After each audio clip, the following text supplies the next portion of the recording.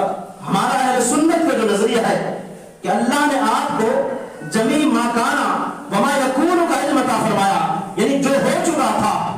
کائنات کی ابتدا سے جو کچھ ہوا ان تمام کا علم اللہ نے آپ کو عطا فرمایا، حال میں جو کچھ ہوگا ان تمام کا علم اللہ نے آپ کو عطا فرمایا، آگے جو کچھ ہوگا کب تک؟ فرمایا قیامت تک، قیامت کے بعد جب تک آخری جنتی جنت میں نہ جائے، آخری جہنمی جہنم میں نہ جائے، ابتدا سے لے کر اس انتہا تک اس بیچ میں جتنا بھی علم تھا اللہ نے اپنے محبوب کے سینے میں تمام علم کو رکھ دیا۔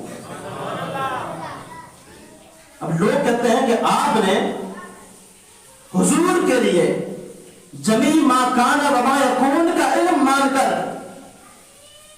گویا کہ آپ نے حضور کے علم کو